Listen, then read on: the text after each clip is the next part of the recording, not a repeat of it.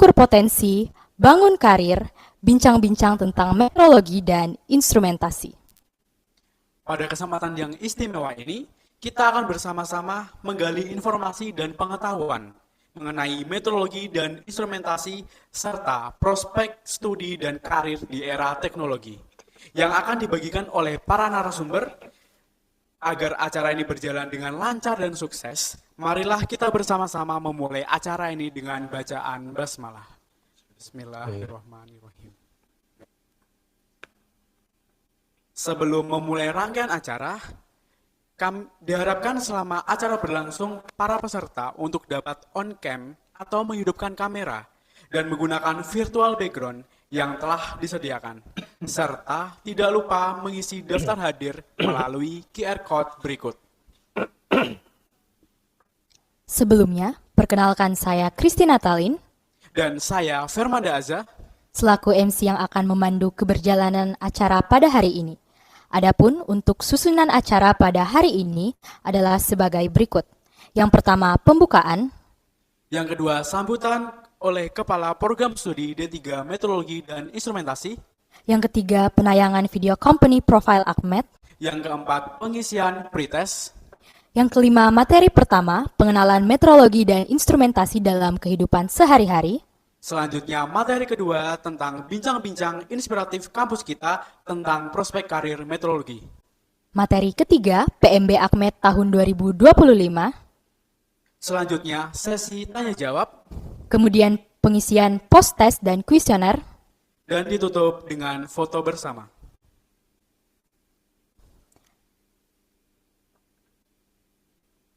Memasuki acara selanjutnya, mari kita dengarkan sambutan dari Kepala Program Studi D3 Metrologi dan Instrumentasi, Bapak Willy Sutanto, SSI, MA, MSE, MT.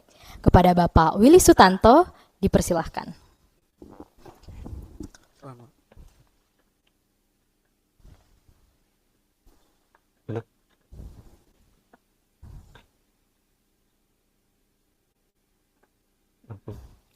Terima kasih Hermana dan Christine. Assalamualaikum warahmatullahi wabarakatuh. Waalaikumsalam. Selamat siang semuanya. Salam sejahtera bagi kita semua. Semoga semuanya dalam keadaan sehat dan tetap semangat. Yang saya hormati kepada para guru, orang tua dan juga yang saya sayangi dan cintai, siswa-siswi SMA, MA dan SMK di seluruh Indonesia. Selamat datang di acara webinar yang diselenggarakan oleh Akademi Metrologi dan Instrumentasi yang mungkin yang kedua ya? Yang kedua. Hari ini acara webinar yang kedua yang dengan tema ukur potensi bangun karir. Semoga dengan adanya acara ini, Bapak Ibu, orang tua, guru dan juga siswa-siswi yang belum mengetahui mengenai metrologi dan instrumentasi bisa menjadi kenal dan paham apa itu metrologi dan instrumentasi, manfaatnya bagi kita semua, dan juga Bapak Ibu, adik-adik siswi SMA, MA, dan SMK bisa mengenal lebih dekat apa itu Akademi Metrologi dan Instrumentasi, program studinya ada apa saja, fasilitasnya apa, dan untuk apa kuliah di ACMET, singkatan dari Akademi Metrologi dan Instrumentasi, sehingga nanti ke depannya jika adik-adik siswa-siswi SMA, MA, dan SMK tertarik masuk ACMET, setelah lulus akan menjadi apa atau memiliki profesi apa. Dan yang akan nanti tampil adalah perwakilan dari kami yang tentunya memiliki kompetensi yang tidak diragukan lagi mengenai metrologi dan instrumentasi. Demikian saja sambutan dari saya. Semoga apa yang kami sajikan ini semua bisa bermanfaat bagi Bapak Ibu, orang tua, guru, dan juga siswa-siswi di SMA, MA, dan SMK di seluruh Indonesia. Terima kasih, selamat menyaksikan. Wassalamualaikum warahmatullahi wabarakatuh. Waalaikumsalam.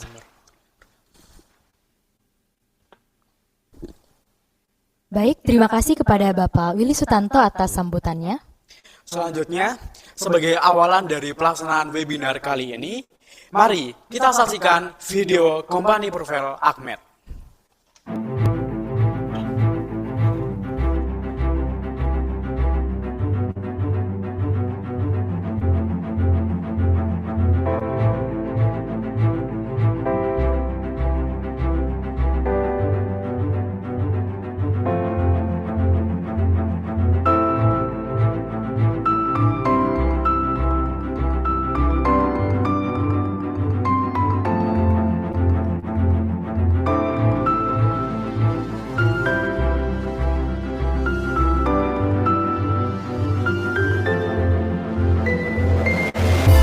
Akademi Meteorologi dan Instrumentasi.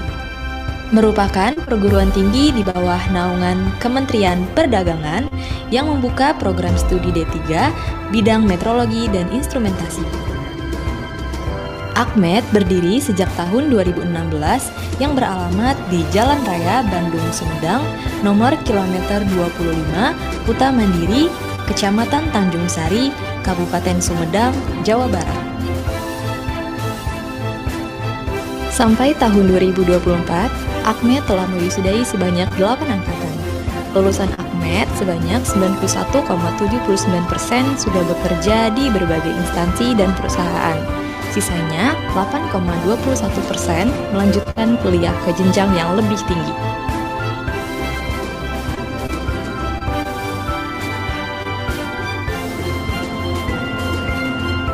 Visi Akmed adalah menjadi pusat pengumpulan pendidikan tinggi yang profesional di bidang meteorologi, instrumentasi, dan perdagangan dalam rangka mendukung peningkatan daya saing bangsa.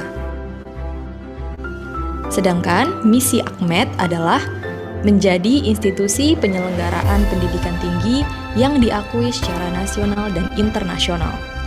Menyelenggarakan pendidikan tinggi yang berkualitas untuk mencetak sumber daya manusia yang profesional dan mampu mengikuti perkembangan mutakhir di bidang meteorologi, instrumentasi, dan perdagangan dengan moral dan integritas tinggi. Melaksanakan penelitian sebagai upaya pengembangan ilmu pengetahuan dan teknologi yang tepat guna. Melaksanakan pengabdian kepada masyarakat dalam rangka penerapan ilmu pengetahuan dan teknologi. Akmed memberikan beasiswa pendidikan vokasi bagi mahasiswa yang berprestasi dan mahasiswa yang kurang mampu.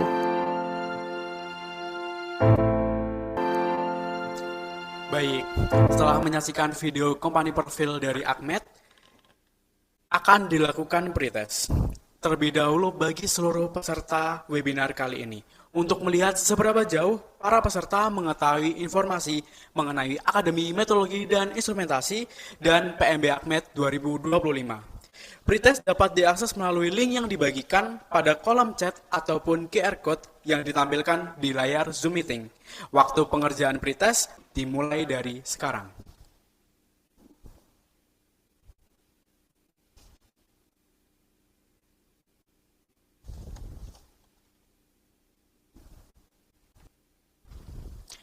Kami ucapkan terima kasih kepada seluruh peserta telah mengisi soal pretest yang telah disediakan oleh panitia.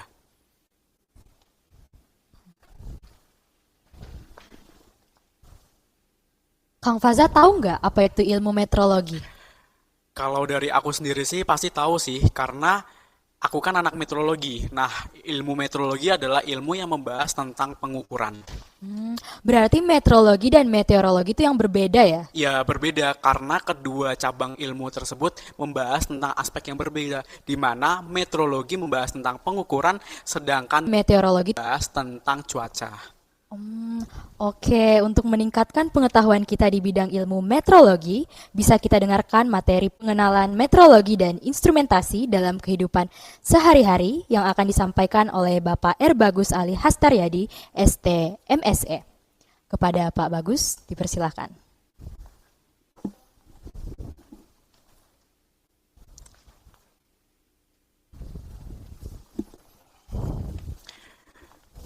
Baik, di sini telah bersama dengan kami Bapak Bagus yang akan menyampaikan materi terkait meteorologi dan instrumentasi. Kepada Bapak Bagus, kami persilakan. Baik, terima kasih MC kita yang luar biasa. Pada kesempatan ini berawal dari kemarin beberapa guru-guru BK ya se-Jawa Barat, kita melakukan sosialisasi tentang meteorologi ya. Kurang keras. Kita bisa coba slide dulu. Untuk tujuan kita di sini adalah dalam rangka mengukur potensi ya dan membangun karir ya dengan kita mengenalkan meteorologi. Jadi meteorologi ini sebenarnya sangat luas ya. Dan tadi di depan MC juga sudah secara detail ya. Apa itu beda meteorologi dengan meteorologi? Di sini ada gambar wilayah Indonesia ya. Sebenarnya ini bukan cuaca. Faza, Kristi ini bukan cuaca, tapi lebih kepada kebutuhan SDM di bidang kemeteorologian ya. Ya sekedar untuk sebagai awal, kita di bidang kemeteorologian membutuhkan putra-putra daerah. Nah ini sebenarnya dari beberapa hasil penelitian dari mahasiswa Akademi Meteorologi dan Instrumentasi sudah tergambar. Pada dasarnya meteorologi itu sendiri berbeda dengan meteorologi. Kita coba bisa diperbesar slide-nya. Ada beberapa hasil penelitian ya. Kita menguji parameter yang terkait dengan semua bidang pengukuran. Ya sudah pasti di bidang meteorologi juga ya. Contohnya ada alat ukur yang namanya anemometer ya di bidang meteorologi. Jadi merupakan satu bagian dari bidang meteorologi yang secara luas tersebut ya. Mulai dari kita teman-teman kita di mahasiswa di angkatan yang awal itu sudah bisa melakukan penelitian dengan hasil yang sudah terbit di jurnal ya. Beberapa pengukuran yang arahnya ke beberapa besaran yang dibutuhkan di dalam pengujian yang terkait dengan mutu juga ya, nggak hanya terkait dengan legal, apa yang menjadi kebutuhan legal, kemudian menjadi apa yang menjadi persyaratan mutu sampai kepada yang perlu didukung oleh secara ilmiah ya. Nah, kita bisa lanjut di slide selanjutnya. Nah, bila diilustrasikan dalam beberapa bidang, kita dari mulai lahir ya, kita terlahir ke dunia sampai kita nanti meninggal dunia, itu nggak jauh dengan yang dinamakan meteorologi.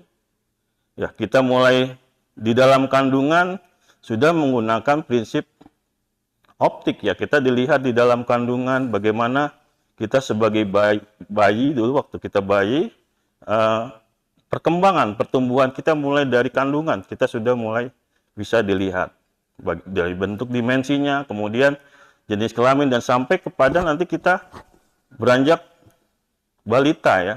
Perlu dilakukan penimbangan, ada penimbangan bayi dan lain sebagainya. Itu pengukuran, terkait dengan pengukuran yang secara nggak langsung dalam kehidupan sehari-hari kita melakukan kegiatan pengukurannya hingga nanti kita butuh untuk kebutuhan sehari-hari masak dengan dulu menggunakan minyak, gas dan lain sebagainya. Semua terkait dengan pengukuran. Berapa volume yang kita inginkan untuk tadi memasak dalam sehari. Kemudian berlanjut kita berdagang, menjual daging, ikan dan lain sebagainya menggunakan timbangan ya. Mulai dari beberapa toko komersil sekarang sudah beralih ya dari timbangan meja, elektronik ya. Itu semua bentuk-bentuk nanti kita coba uraikan selain dari kehidupan sehari nanti bagaimana sebenarnya yang kita lakukan terkait dengan meteorologi. Yaitu terkait alat ukur. Alat ukurnya harus yang seperti apa? Bagaimana teknik-teknik cara mengukur dan mengukur dari beberapa alat ukur dalam kehidupan sehari yang sebenarnya sudah kita lakukan ya. Gitu mungkin Faza. Kemudian ternyata di dalam pandangan agama juga terkait dengan meteorologi sudah ada perintah untuk larangan di dalam menimbang menakar ya, itu harus sesuai dengan pengukuran yang benar. Jadi kalau di Indonesia itu ada agama Samawi, ada agama Ardi ya, agama Samawi berupa wahyu. Sudah diperintahkan kita dalam bentuk wahyu untuk melakukan hal yang kebenaran, pengukuran yang benar, jujur ya. Di tempat ibadah kita hanya melaksanakan ibadah ritual. Sesungguhnya hakikat dari ibadah itu sendiri adalah implementasinya. Bagaimana pengabdian kita dengan cara melakukan kegiatan pengukuran itu harus sesuai dengan mengukur secara benar ya. Sehingga apa sih sebenarnya meteorologi itu ya? Itu meteorologi adalah ilmu yang terkait dengan pengukuran. Secara populer dia dikenal merupakan rangkaian kegiatan ukur mengukur di mana ada pemeliharaan standar sehingga bisa dijaga nilai dari awal kita melakukan suatu pengukuran dengan pengaturan standar yang baik dan benar apabila dihubungkan metrologi secara luas, itu terkait dengan struktur yang lebih luas lagi sehingga bisa dijamin alat ukur yang kita gunakan. Nah, di sini ada beberapa contoh ya yang terkait yang sudah dilaksanakan khususnya di dalam institusi kemeteorologian ya. Ada kegiatan di sidang tera ya. Kemudian ada kegiatan kalibrasi di laboratorium ya. Dengan alat-alat ukur yang tentunya ada yang analog, digital. Jadi nggak bisa meteorologi dilepaskan dari sistem instrumentasi. Nah, karena tadi alat-alat ukur sendiri punya banyak bentuk, macam prinsip kerja yang harus kita pelajari ya. Ini salah satunya ada timbangan elektronik ya, ada anak timbangannya, sistemnya, ada objek ukur berupa nilai suatu bahan sampai kepada nanti yang enclosure, apa itu open yang digunakan di dalam beberapa pengujian. Lanjut next. Sehingga dapat disimpulkan ini secara ilmu heart-nya sains itu adalah sebenarnya meteorologi ya. Karena kita mengumpulkan informasi, kemudian mengukur, memberikan suatu kesimpulan. Nah, kemudian pada pelaksanaannya itu dijabarkan dalam struktur secara luas. Ada meteorologi ilmiah, ya berfokus kepada tadi pengaturan, ya pengembangan, standar-standar yang dijadikan standar di dalam satu ukuran. Kemudian meteorologi itu berfokus kepada persyaratan mutu dalam suatu industri di mana mengukurnya juga harus menggunakan alat yang baik. Sampai kepada meteorologi legal yang hubungannya dengan transaksi ekonomi ya. Kemudian keselamatan, kesehatan itu perlu ada suatu aturan secara legal. Lanjut next. Kita terbatas oleh waktu ya. Kalau bincang-bincang enak kita santai ya. Kemudian ya berarti sebenarnya kalau merupakan dia suatu struktur yang secara luas meteorologi itu mutu dikatakan baik, mengukurnya juga harus baik dalam memenuhi persyaratan mutu produk tadi itu terkait dengan apa tadi? Dengan meteorologi industri. Kemudian ada pengukuran secara legal, ini perlu adanya pengawasan spek teknis ya, baik alat maupun produk ya. Jadi di sini ada yang diatur secara legal demi keselamatan tadi ya, keselamatan, transaksi ekonomi, keadilan dan lain sebagainya. Kemudian pengukuran dalam pengembangan juga perlu didukung secara ilmiah. Lanjut next. Nah ini ada satu contoh yang terkait dengan mutu ya, uji susu ya. Gimana kita mengukur keasaman suatu susu? Punya standarkah susu yang kita uji gitu dan sebagainya? Apakah dia memenuhi standar yang dibutuhkan? Dia memerlukan supporting dari alat-alat yang dibutuhkan, alat-alat suatu instrumen yang dibutuhkan untuk mengukur produk susu itu masih bagus atau tidak, atau keluar dari standar derajat keasaman. Ini salah satu contoh yang ada di kementerian. Kita punya dua institusi struktur yang infrastrukturnya adalah bekerja terkait dengan kemeteorologian. Ini salah satu terkait dengan mutu ya, ada uji susu ya, banyak komoditi lain. Kemudian lanjut, kita tadi yang terkait dengan meteorologi legal. Nah, ini contoh untuk masih dalam Direktorat Standarisasi Pengendalian Mutu ya, masih dalam produk mutu, persyaratan mutu yang harus dipenuhi dengan supporting alat-alat laboratorium yang juga mengukurnya juga harus baik. Next, kemudian yang terakhir yang perlu kita ketahui adalah infrastruktur untuk bagaimana di dalam pengertian meteorologi legal itu juga perlu diatur. Ini terkait dengan peneraan ya. Peneraan itu tingkat kelas standar 3-4 perlu diatur mulai standar yang tadi ditetapkan di mana Ditmed mengelola dalam standar SNSU untuk semua alat-alat yang ada di UML diverifikasi sebelum dia mengukur atau menguji peralatan tadi UTTP yang ada, peralatan yang ada di UML ya di lapangan. UML ini dijaga, melakukan verifikasi ke SNSU, SNSU melakukan kalibrasi, terus melakukan tujuannya tadi melakukan pengawasan ya. Tadi kenapa perlu ada aturan legal pengawasan supaya kita tadi tujuan tercapai. Lanjut sedikit lagi. Nah, ini ada berarti akan ada nanti tera yang wajib dan tera yang tidak wajib ya, sampai kepada yang dibebaskan. Terakhir, tanda sudah diawasi dengan cap tanda tera. Mungkin itu ya sekilas tentang meteorologi legal secara singkat ya, karena saya dibatasi oleh waktu. Terima kasih. Assalamualaikum warahmatullahi wabarakatuh. Waalaikumsalam warahmatullahi wabarakatuh.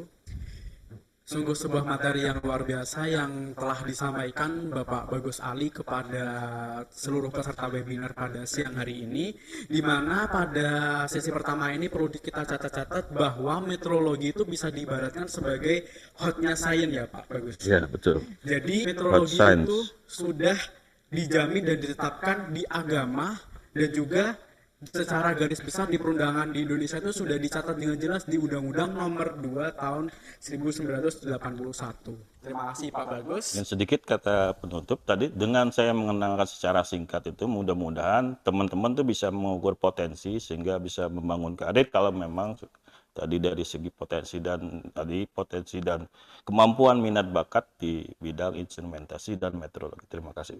Baik. Kami ucapkan terima kasih kepada Pak Bagus atas pematerian yang telah diberikan.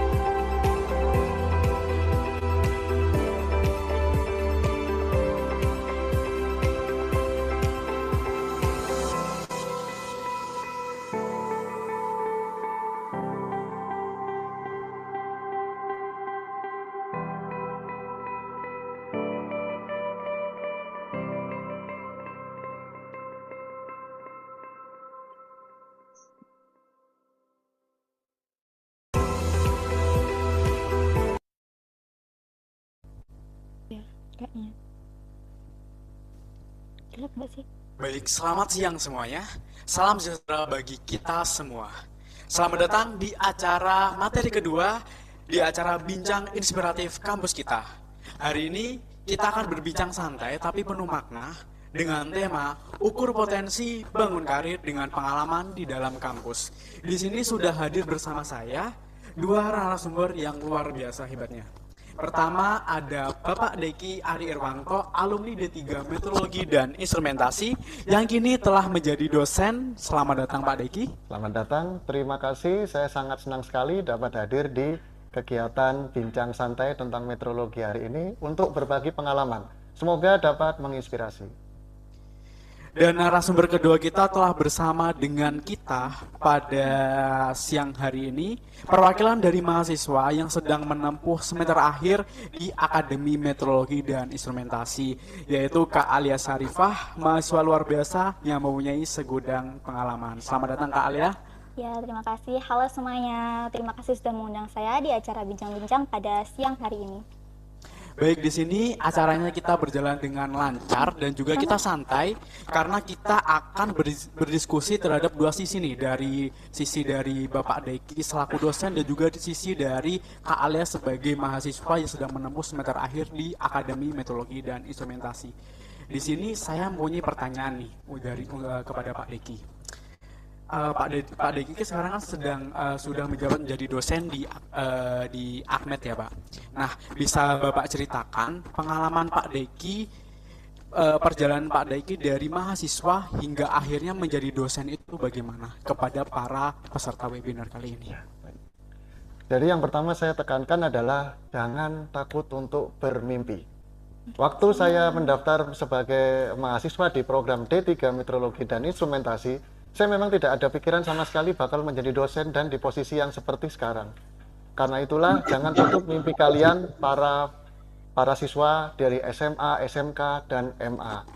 Setelah saya lulus pada tahun 2012, kemudian saya berkesempatan bergabung dengan Kementerian Perdagangan sebagai pengelola laboratorium. Tidak hanya di situ, saya yang awalnya hanya niat kuliah sampai D3, alhamdulillah masih memungkinkan ternyata untuk kuliah lanjut ke S1 selagi saya bekerja sebagai pengelola laboratorium. Jadi di sini adik-adik, kita juga selama kita punya mimpi, kita tetap berusaha mewujudkannya meskipun sambil bekerja. Saya waktu itu lulusan D3 Meteorologi dan Instrumentasi masih berkesempatan untuk melanjutkan ke jenjang yang lebih tinggi meskipun sambil bekerja. Jadi ada dua pilihan, nanti jika lulus bisa keputusan untuk bekerja atau lanjut kuliah, atau tetap bekerja sambil lanjut kuliah, ketiganya masih memungkinkan. Kemudian saya lanjut ke program S1 Teknik Elektro dengan konsentrasi masih sama di instrumen juga.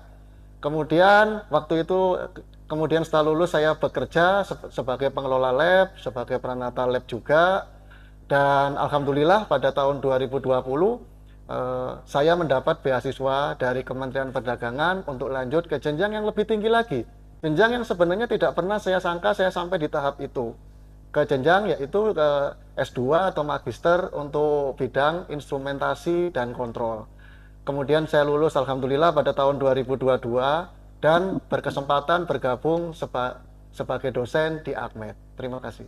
Baik, sungguh perjalanan yang luar biasa dan bisa menjadi inspiratif bagi kita, terutama bagi teman-teman yang sedang menempuh semester akhir juga ini, di mana kita sibuk menentukan arah nanti setelah lulus, apakah kita akan bergabung menjadi bagian dari sebuah institusi atau mencari pekerjaan di bidang industri lain.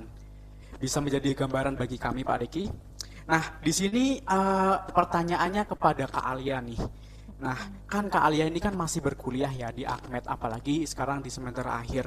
Apa sih yang Kak Alia rasakan? Tantangan apa saja yang Kakak alami selama berkuliah di Akademi Meteorologi dan Instrumentasi? Baik, jadi untuk tantangan sebagai saya sendiri mahasiswa AKMET itu adalah untuk manajemen waktu. Manajemen waktu itu seperti kita harus bisa membagi waktu antara perkuliahan, tugas kuliah, praktikum, kegiatan UKM dan kegiatan himpunan. Nah, jadi di sini kita harus bisa nih mendahulukan mana yang lebih penting dan mana yang mendekati deadline, itulah yang dikerjakan terlebih dahulu. Nah, ini seperti tantangan hidup juga sih sebelum kita masuk ke dunia kerja ya, kita harus bisa pintar-pintar manajemen waktu, itu aja sih. Jadi dari Kak Alia sendiri ini lebih memprioritaskan hal yang mana nih? Kan pastinya kita sebagai mahasiswa kan mungkin bisa bertabrakan gitu. Hal yang Kak Alia prioritaskan itu yang mana? Jadi kalau ada kegiatan himpunan atau tugas kuliah ya, nah dilihat dulu nih, misal tugas kuliahnya ini deadline-nya hari Kamis, sedangkan himpunannya di hari Jumat. Jadi kita harus mendahulukan tugas kuliah dulu dong pasti. Nah, jika sudah selesai tugas kuliah ini, jadi kita mulai berpikir untuk gimana nih kegiatan himpunan besok, apa yang harus kita lakukan. Gitu. Baik, bisa dicatat bagi kita atau bagi calon mahasiswa yang akan bergabung menjadi anggota keluarga besar Akademi Meteorologi dan Instrumentasi, hal apa yang akan dilalui nanti saat berkuliah di Akademi Meteorologi dan Instrumentasi. Dan kembali ini ke Pak Deki, menurut Pak Deki, melihat mahasiswa AKMET sekarang, apa perbedaan yang Bapak rasakan dari ketika Pak Deki masih berkuliah dulu? Perbedaan yang sangat dirasakan sekarang adalah mahasiswa dituntut untuk lebih banyak bisa dalam hal ini adalah jika zaman saya dulu kuliah mungkin masih sifatnya konvensional ya, semua materi bersumber dari pengajar, semua materi bersumber dari pengajar dan tidak banyak sumber yang lain. Paling-paling hanya dari Google saja atau dari sumber yang sudah dipastikan ada dari kampus, disediakan oleh pihak kampus. Tapi untuk kuliah saat ini, tentu sumber belajar itu sangat bervariatif. Bisa sumber dari berbagai tools atau perangkat AI, bisa juga sumber dari yang dari media-media yang lain, dari sumber acara podcast juga yang lain seperti ini, tapi di media yang lain juga sangat memungkinkan. Karena itu mahasiswa juga perlu dibekali dengan kemampuan untuk meliterasi. Jangan sampai tiba-tiba ada konten yang tiba-tiba di suatu sosial media, entah itu benar atau tidak, langsung dipercaya dan langsung di-share. Nah, itulah perbedaan cara belajar yang saat ini. Banyak informasi yang masuk, tetapi kita harus tetap lebih teliti dan tetap harus kritis dan tetap harus mempertimbangkan berdasarkan literasi yang lebih terpercaya. Baik Pak Deki, kalau dilihat dari sarana prasarana selama Pak Deki berkuliah dulu sama sekarang, apakah ada perbedaan Pak Deki? Kalau dari sarana dan prasarana tentu sangat jauh berbeda ya. Kalau dulu peralatan praktikum waktu saya sama-sama kuliah di program D3 Meteorologi dan Instrumentasi, tetapi ketika dulu peralatan laboratoriumnya tidak selengkap yang ada saat ini.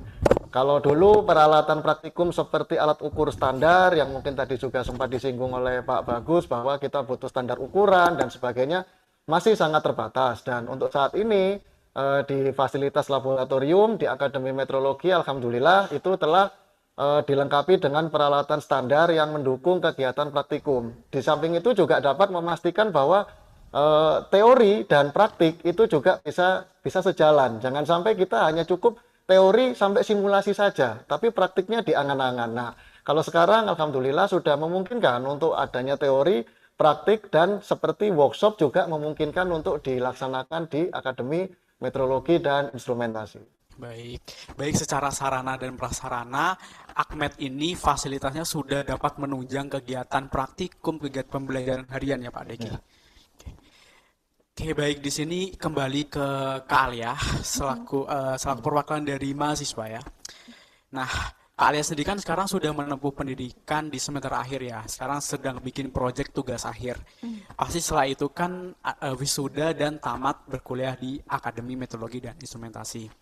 Nah, setelah tamat nanti, apakah Kak Alia punya rencana setelah lulus nanti bisa diceritakan kepada kita dan seluruh peserta webinar?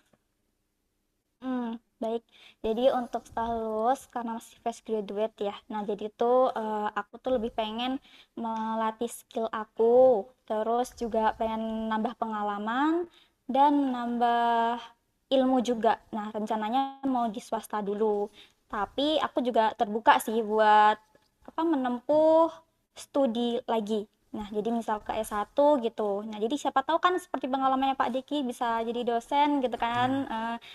Amin dong guys. Amin. Nah, gitu rencananya. Dah. Baik, secara planning ingin melanjutkan lagi ke jenjang yang lebih tinggi di mana kita di sini D3 ingin naik menjadi S1 dan juga berkesempatan juga mempunyai keinginan menjadi dosen seperti Pak Deki ya Kak Alia. Ya. Amin. Mari kita doakan keinginan Kak Alia semoga dapat terwujud.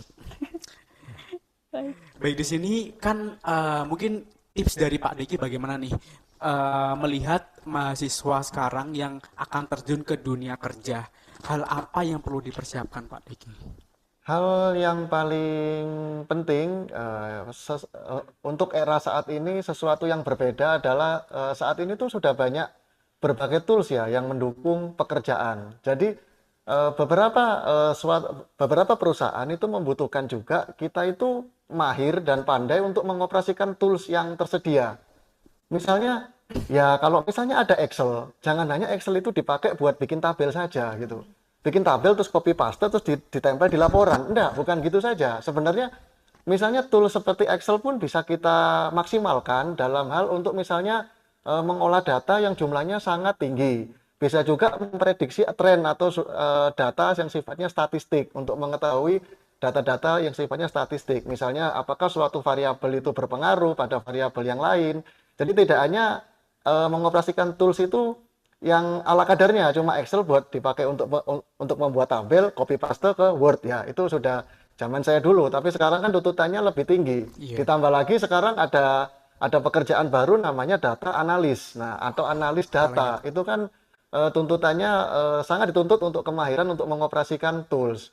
Kemudian ada juga pengoperasian tools yang lain. Kita mengenal sekarang ada istilah AI yang berbasic text to video, ada juga text to image, ada juga AI yang bisa diminta untuk bikin semacam proposal atau makalah penelitian. Tapi semuanya kembali ya, jangan minta AI langsung setelah itu langsung udah hasilnya apapun dilaporkan aja ke Di copy paste iya, ya, Pak? langsung ditelan saja, langsung dilaporkan. Nah, itu kan sangat tidak baik ya. Jadi AI itu tetap kita harus tetap memantau AI itu juga. Jangan sampai hasilnya sudah langsung keluar hasil langsung kita laporkan saja. Tetap kita sebagai pemeriksa. Jadi kita posisinya user, AI-nya sebagai tools. Jadi kita memposisikan kita yang mengoreksi hasil dari AI. AI memang bisa segalanya, tapi tetap kita yang mengoreksi hasil dari AI tersebut. Itu salah satu tools ya. Dan masih banyak tools-tools yang lain yang bisa mendukung pekerjaan. Jadi saat ini juga mulai banyak seperti acara-acara kursus-kursus online untuk pengoperasian coding, untuk pengoperasian desain web dan sebagainya. Itu juga sangat menunjang untuk pekerjaan atau tips nantinya untuk masuk ke dunia kerja. Baik, saran yang sangat bagus sekali yang bisa kita terapkan. Nah, kembali ke Kak Alia. Tadi kan kita sudah berbicara dengan Pak Deki kan tips dari Pak Deki untuk menghadapi dunia kerja. Nah, kalau dari Kak Alia sendiri, apakah hal-hal yang sudah Kak Alia persiapkan seperti membangun skill komunikasi atau jejaring koneksi yang akan diperlukan di dunia kerja? Mungkin dari Kak Alia bagaimana? Untuk skill komunikasi ya. Nah, sebenarnya dari aku SMP SMA itu skill komunikasi itu bisa kita terapkan dari kegiatan ekskul, pramuka ataupun OSIS. Nah, di situ kita kan pasti memiliki banyak teman dan bisa menambah relasi juga ya di situ. Nah, cuman sekarang karena kuliah, jadi kegiatannya yang saya dapat adalah kegiatan himpunan. Nah, di situ tuh kita bisa membangun skill komunikasi kita karena acara himpunan itu lebih besar guys ternyata dan lebih sibuk pasti. Nah, kita sebagai anggota tidak mungkin hanya diam kan, pasti kita harus aktif di kegiatan himpunan. Biar apa? Biar kegiatan di himpunan itu bisa berjalan tanpa ada halangan. Nah, untuk kegiatan apa tadi relasi. Untuk membangun relasi atau koneksi, kita itu di kegiatan himpunan ada namanya studi banding. Nah, di kegiatan itu kita kan pasti bertemu dengan teman-teman ataupun mahasiswa dari kampus lainnya. Nah, di situ kita tuh bisa membangun pertemanan, bisa sharing-sharing, terus di situ juga kita bisa tahu nih dia nih besok mau setelah lulus mau kemana, proker di sana kayak gimana. Nah, kita bisa membangun relasi di situ. Ada juga sekarang kan udah banyak ya seperti seminar, webinar. Nah, di situ kita kan bisa menambah koneksi mengetahui nih besok apa ada buka lowongan kerja di industri mana aja. Nah, kita bisa mengetahui hal-hal seperti itu di kegiatan seperti itu. Nah, Oke, baik, luar biasa dari Kak Alia. Nah, sehingga kita tahu apa hal yang perlu disiapkan dari mahasiswa sendiri ketika akan terjun ke dunia kerja nih. Nah, kita sudah berada di penghujung pertanyaan akhir nih. Pak Deki kan sebagai salah satu alumni dari AKMET angkatan pertama ya Pak. Nah, dari Pak Deki sendiri, apakah Pak Deki juga mengetahui tentang tracer study dari para alumni AKMET yang sudah berkiprah di dunia kerja gitu Pak Deki? Untuk bidang dunia kerja yang terkait dengan metrologi dan instrumentasi tentu cukup luas ya, karena pengukuran itu tidak hanya bidang satu spesifik, ada beberapa banyak bidang juga yang membutuhkan pengukuran. Misalnya teman saya dulu ada juga yang bergabung di perusahaan oil and gas, ya oil and gas juga pasti diukur ya, jangan sampai salah pengukuran terus sumur minyaknya meledak misalnya gitu kan. Nah, itu kan suatu urgensi yang dibutuhkan dalam dunia kerja, misalnya dalam bidang pengukuran. Selain itu juga ada beberapa teman saya juga yang di bidang yang penera, sebagai penera yang menera alat ukur takar timbang di SPBU, di pasar dan sebagainya, baik itu di provinsi maupun di kabupaten dan kota. Ada juga beberapa teman saya yang yang dari dulu semenjak saya lulus di tahun 2012 itu telah bekerja di perusahaan yang terkait tentang solar cell. Jadi terkait tentang bidang energi yang baru dan terbarukan. Jadi ini semacam informasi ya bahwa Akmed itu ya kalau Akmed itu memiliki prodi yang tidak ketinggalan zaman juga. Jadi prodi D3 Meteorologi dan Instrumentasi ini dari dulu sudah dibutuhkan untuk area yang terkait dengan solar cell, tentang energi baru dan terbarukan. Yang akan kedepannya akan trennya semakin dibutuhkan. Kita nggak akan ketinggalan kok dengan ilmu yang didapat sekarang. Dan yang terbaru misalnya beberapa ya, iklan lowongan yang sempat saya lihat, nah, saya belum memastikan apakah teman saya ada di sana atau belum, tapi saya lihat beberapa lowongan, salah satunya lowongan dari perusahaan kendaraan listrik itu membutuhkan pegawai di bidang meteorologi, disebut spesifik meteorologi di situ. Tidak disebut teknik elektro atau teknik yang terkait, enggak, tapi disebut meteorologi. Nah, ini adalah suatu peluang yang besar bahwa tren kendaraan listrik, energi terbarukan untuk kedepannya ini tentu akan lebih meningkat dan kebutuhan ilmu atau penerapan di bidang meteorologian tentu akan semakin tinggi juga. Tentunya kita butuh SDM-SDM yang dapat mendukung realisasi atau peningkatan kebutuhan di bidang pengukuran tersebut yang mendukung berbagai industri. Nah, mengenai profil lulusan, sebagian juga ada yang disampaikan pada slide presentasi nantinya, tetapi saya hanya menyebutkan bahwa yang terpenting adalah tren ilmu meteorologi dan instrumentasi masih relevan untuk perkembangan zaman dari zaman saya lulus tahun 2012, saat ini, dan untuk saat masa depan. Terima kasih. Baik, jadi meteorologi dan instrumentasi itu cakupannya itu luas dan juga peluang bagi kita telah menamatkan pendidikan di Akmed ini sangat begitu besar ya Pak.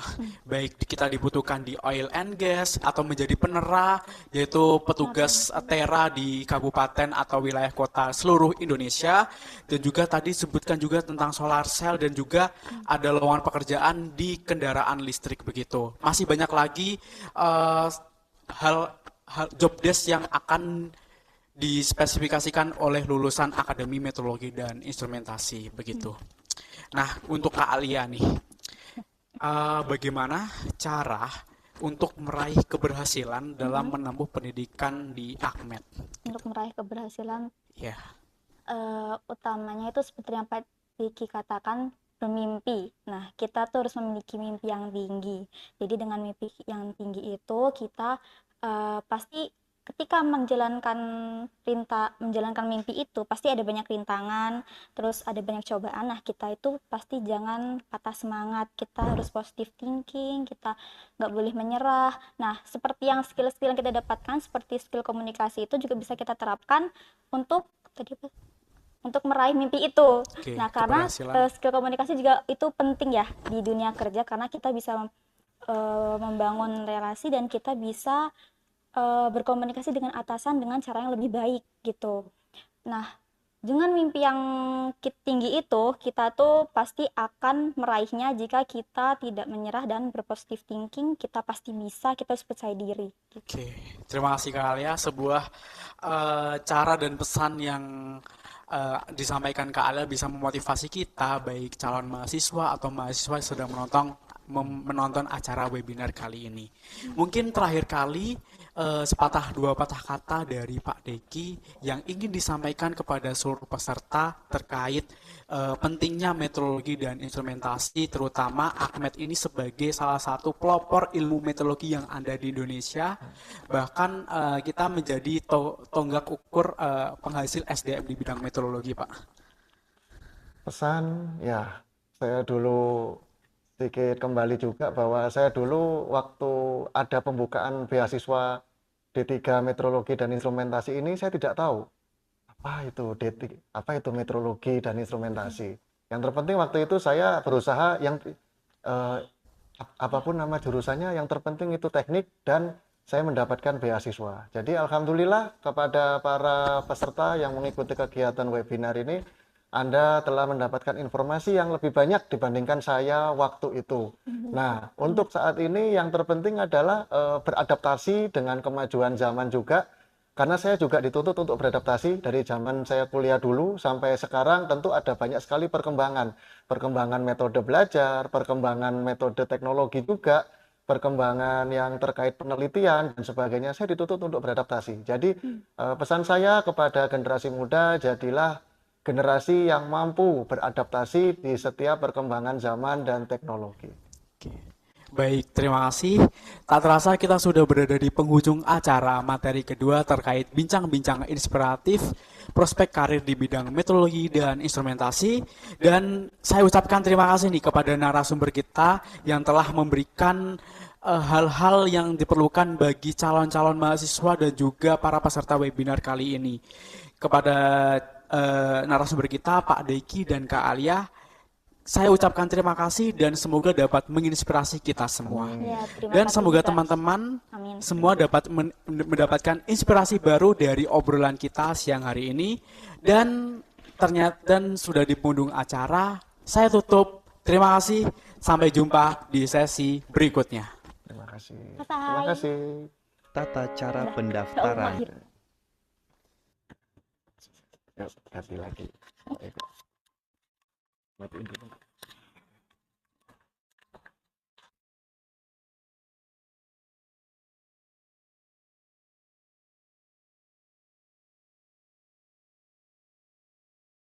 Isi nama lengkap dan password Anda, login kembali dengan email dan password Anda.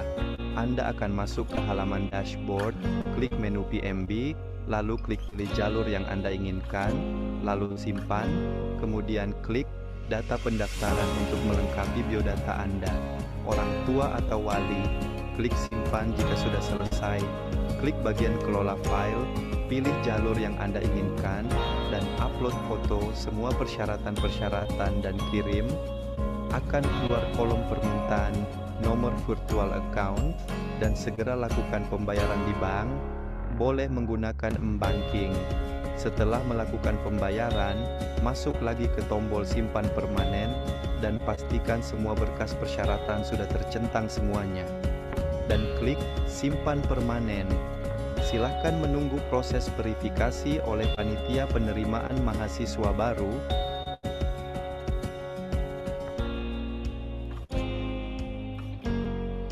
Tata cara.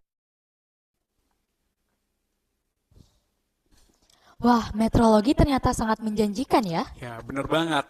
Ternyata banyak lowongan pekerjaan baik di instansi ataupun di industri yang membuka kesempatan besar bagi lulusan Akademi Meteorologi dan Instrumentasi.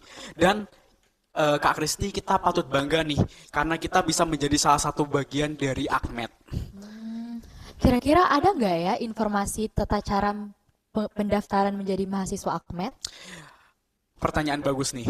Terkait informasi mengenai tata cara menjadi mahasiswa AKMET akan dibahas di materi selanjutnya yang akan disampaikan oleh Bapak Eko Karsono STMT selaku Wakil Ketua PMB AKMET 2025. Di sini telah bersama dengan kami Bapak Eko Karsono yang akan memaparkan materi terkait PMB AKMET. Baik, selamat datang Pak Eko. Oke, baik. Langsung nih. Ya, silakan Pak. Baik. Selamat siang semuanya. Assalamualaikum warahmatullahi wabarakatuh. Suara saya sudah kedengar? Sudah ya? Oke. Baik. Peserta tadi sudah mendapatkan materi 1 ya tadi ya. Iya, Pak. Terkait dengan pengenalan meteorologi, kemudian materi 2 terkait dengan prospek, ya mungkin ada prospek juga, kemudian pengalaman, kemudian kira-kira setelah menjadi mahasiswa AKMET, terus kemudian setelah lulus dari AKMET itu bisa dapat kerja apa aja. Ya mudah-mudahan dari 2 materi tadi bisa menambahkan semangat ya, bisa menambahkan semangat, motivasi terutama bagi adik-adik calon atau peserta PMB AKMET tahun 2025. Nah, di materi kali ini mudah-mudahan masih semangat untuk mengikuti. Kita akan bahas terkait kebijakan, aturan, terus tata cara bagaimana mendaftar menjadi mahasiswa AKMET tahun 2025. Boleh izin share screen? Oke, sudah terlihat ya? Penerimaan mahasiswa baru tahun 2025 Akademi Meteorologi dan Instrumentasi Kementerian Perdagangan Republik Indonesia. Jadi, Akademi Meteorologi dan Instrumentasi itu berada di bawah Kementerian Perdagangan Republik Indonesia atau biasa dikenal dengan PTKL. Nah, bagaimana tata cara, bagaimana ketentuan, persyaratan, dan prosedur penerimaan mahasiswa baru tahun 2025. Boleh kita lanjut. Kita mulai dari skema pembiayaan kuliah. Jadi, di AKMED itu memiliki sebenarnya secara garis besar 2 skema pembiayaan, yaitu pembiayaan secara mandiri atau berbayar, dan yang kedua, pembiayaan dengan beasiswa. Beasiswa sendiri dibagi menjadi 2 kategori atau 2 tipe. Beasiswa prestasi akademik dan beasiswa kurang mampu. Untuk yang berbayar atau biaya mandiri, ketentuannya bisa dibaca di dalam layar, ya, bahwa uang pendaftaran 205.000. Kemudian nanti untuk yang berbayar akan ada biaya penyelenggaraan perkuliahan sebesar 5.100.000 per semester.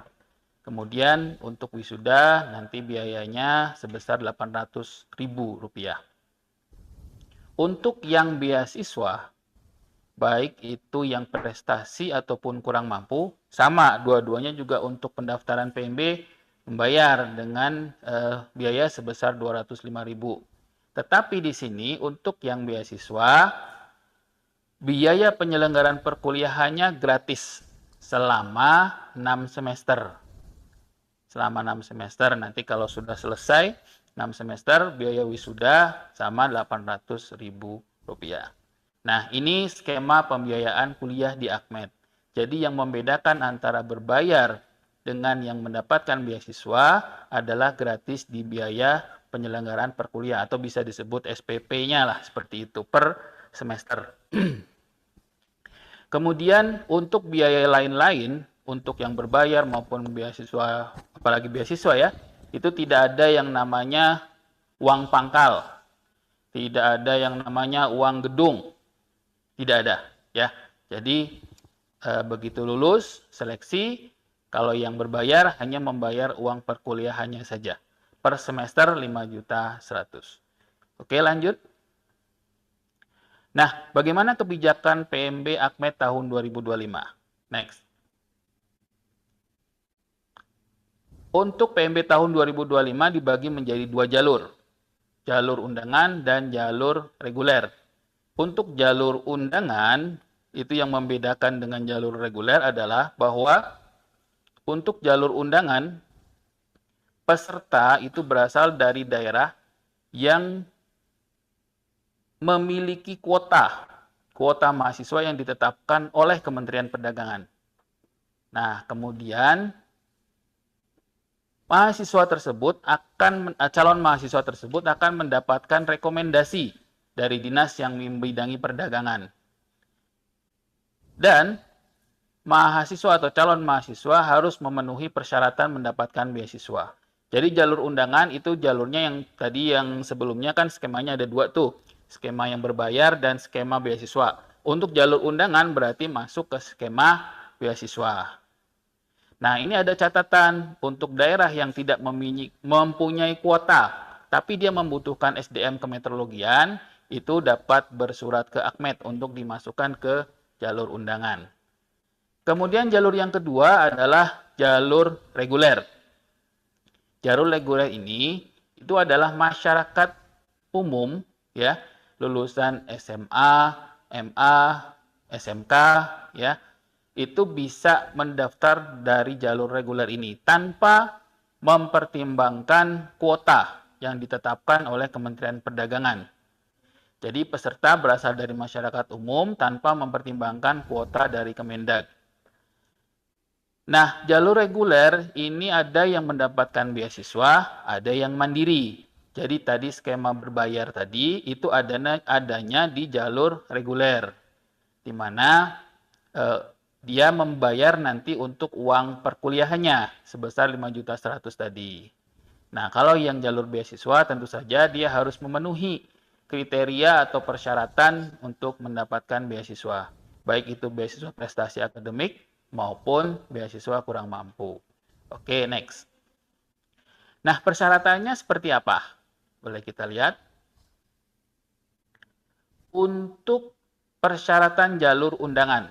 Ya, jadi kalau jalur undangan itu berarti kan dua-duanya jalur undangan itu merupakan skema beasiswa.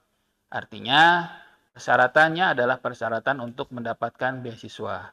Dapat dilihat di sini bahwa untuk beasiswa itu menjadi dua tipe. Ada beasiswa prestasi akademik dan beasiswa kurang mampu. Untuk prestasi akademik, dia harus peminatannya IPA untuk lulusan SMA atau MA, kemudian SMK bidang teknik. Nah, di sini ada persyaratan usia. Usianya tidak boleh lebih dari 21 tahun per 31 Desember 2025. Jadi maksimal kelahiran itu tanggal 31 Desember 2004. Lebih dari itu, ya, lebih tua dari itu, kurang umpamanya 30 Desember 2004, berarti dia lebih dari 21 tahun per 31 Desember 2025. Itu tidak bisa. Kemudian yang ketiga memiliki potensi akademik, ya, yang dibuktikan dengan rekomendasi objektif dari kepala sekolah. Yang keempat, tidak berstatus sebagai penerima beasiswa dari tempat lain, ya, dalam bentuk sumbangan pembinaan pendidikan atau SPP tetap ataupun SPP variabel dari lembaga lain. Nah, untuk beasiswa yang kurang mampu, semua persyaratan A ini dipenuhi, ditambah surat keterangan tidak mampu. Nah, keterangannya untuk masuk dalam kategori tidak mampu adalah seperti ini. Ya, pendapatan kotor gabungan orang tua itu paling besar 4 juta dan sebagainya. Itu silahkan dibaca di persyaratannya juga ada. Boleh next. Selanjutnya untuk yang reguler. Reguler itu tadi sudah disampaikan ada dua. Ada yang skema beasiswa dan ada yang skema mandiri. Nah, kalau yang skema beasiswa itu sudah sama tadi yang disampaikan pada jalur undangan. Yang bedanya untuk jalur mandiri persyaratannya cuma satu. Ya, dia merupakan lulusan sekolah menengah atas, SMA, madrasah aliyah, atau SMK. Itu aja untuk yang jalur mandiri atau biaya mandiri. Next. Nah, ini untuk calon penerima beasiswa ada persyaratan memiliki batas minimum nilai rapot untuk fisika dan matematika. Untuk 5 semester minimal 70. Ya, ini kecuali untuk yang SMK itu biasanya ada beberapa kita survei itu ada cuma 2 semester Pak dapat fisika, tidak masalah. Nah, itu silahkan disampaikan saja. Nanti kami atau tim akan mengevaluasi persyaratan yang teman-teman sampaikan. Oke, next. Kita masuk ke jadwal pelaksanaan PMB tahun 2025. Lanjut. Untuk saat ini kita masih masuk di tahap pendaftaran online. Jadi pendaftaran masih bisa ya. Masih bisa dilaksanakan atau masih bisa nih kalau ada teman-teman ataupun saudara, sanak kerabat, bapak ibu atau adik-adik calon mahasiswa AKMED itu silahkan disampaikan pendaftaran dari tanggal 17 Februari lalu sampai nanti ditutup di 15 Juni 2025. Kemudian dilanjutkan dengan verifikasi dokumen tanggal 16 Juni sampai 18 Juni. Pengumuman hasil seleksi administrasi itu disampaikan tanggal 19 Juni. Nanti dilanjutkan dengan tes, ada tes akademik ya.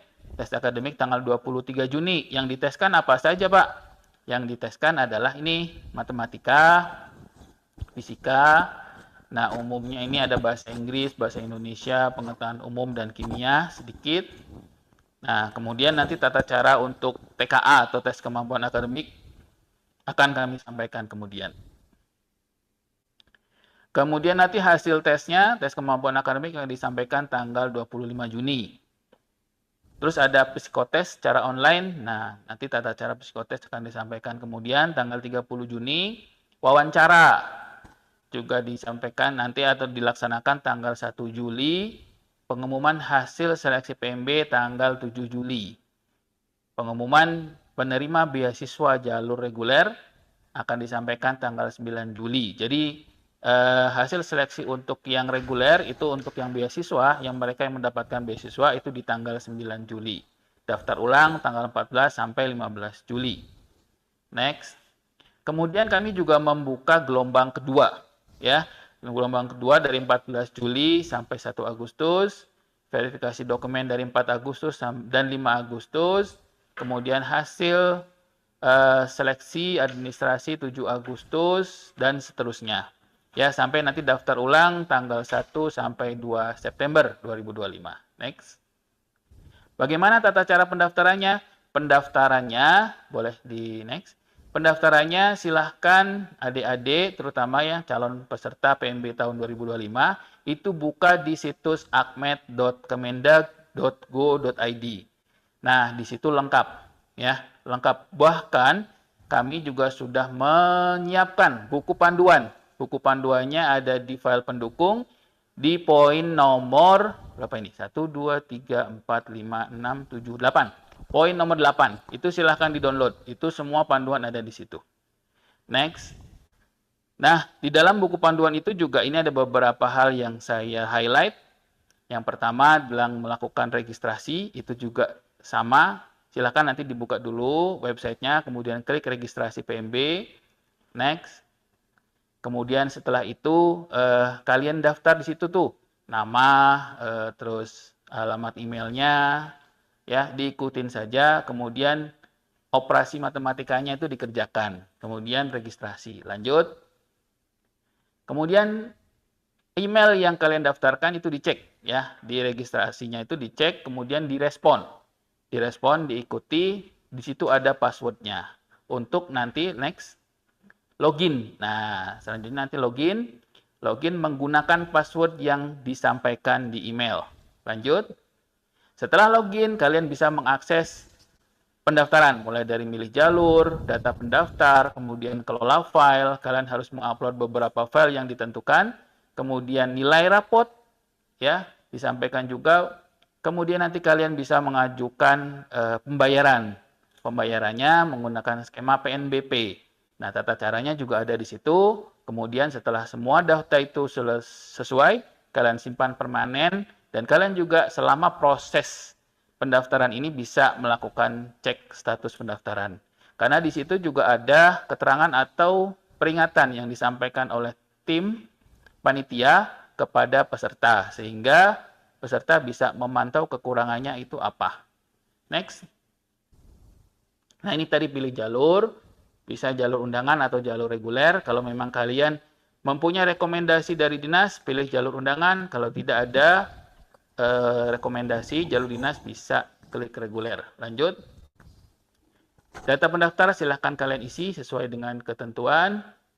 Next. Data orang tua juga kami butuhkan. Silahkan kami isi sesuai dengan data aslinya. Next. Nah, kalian juga bisa mengunggah persyaratan-persyaratan yang ditentukan di PMB Akmed 2025 ini. Lanjut. File pendukung untuk format-format, ya, format-format yang mungkin kalian butuhkan, itu bisa kalian unduh melalui file pendukung di websitenya akmed.kemendag.go.id di file pendukung, ya. Di situ ada ketentuannya. Next. Submit nilai rapot, ya, itu bisa. Silahkan. Next.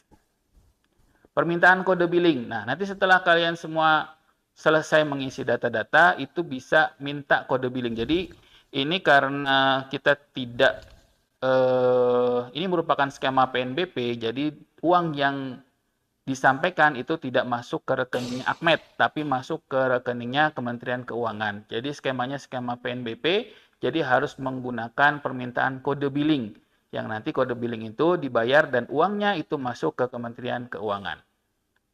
Oke, next. Simpan data permanen. Setelah semuanya yakin, sesuai, kalian bisa lakukan simpan data permanen untuk diverifikasi oleh tim panitia PMB 2025. Next. Oke, itu tadi runutan atau tata cara pendaftaran PMB AKMED tahun 2025. Satu lagi catatan untuk memudahkan proses pendaftaran. Jadi pendaftaran selain bisa dilaksanakan secara online, juga bisa dilaksanakan secara offline. Silahkan kalian yang mau daftar nyusul, offline datang ke kampus AKMED di alamat yang tadi, ya, di Tanjung Sari. Kami tunggu. Terima kasih atas kesempatan yang diberikan. Wassalamualaikum warahmatullahi wabarakatuh. Saya kembalikan ke MC. Terima kasih kepada Pak Iko atas pematerian yang telah diberikan. Informasi yang sangat penting sekali yang perlu dipersiapkan bagi calon-calon mahasiswa baru Akademi Meteorologi dan Instrumentasi terkait penerimaan mahasiswa baru. Dan semoga sukses menjadi mahasiswa baru tahun 2025 ini. Dan ternyata semua hal yang perlu dipersiapkan sudah tersedia di website akmedkemendak.co.id dan semoga para calon mahasiswa bisa mempersiapkan diri dengan lebih baik menjadi calon mahasiswa baru AKMED 2025. Baik, di sini dari 3 materi yang telah kami sampaikan dan kami akan membuka sesi tanya jawab bagi seluruh peserta yang hadir. Bagi yang ingin bertanya, kami persilakan untuk raise hand dan on cam untuk menyampaikan pertanyaan secara langsung ataupun pertanyaan bisa disampaikan melalui kolom chat Zoom meeting. Baik, kepada seluruh peserta yang ingin bertanya atau mengajukan pertanyaan terkait materi 1, materi 2, atau terkait PMB AKMED 2025 bisa langsung raise hand.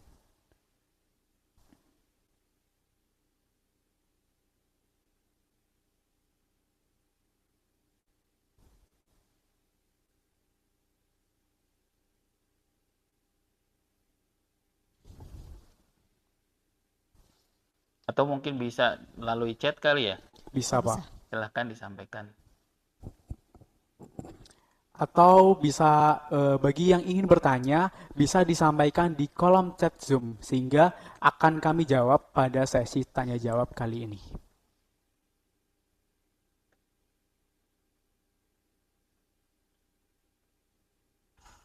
Baik, di sini ada yang ingin bertanya.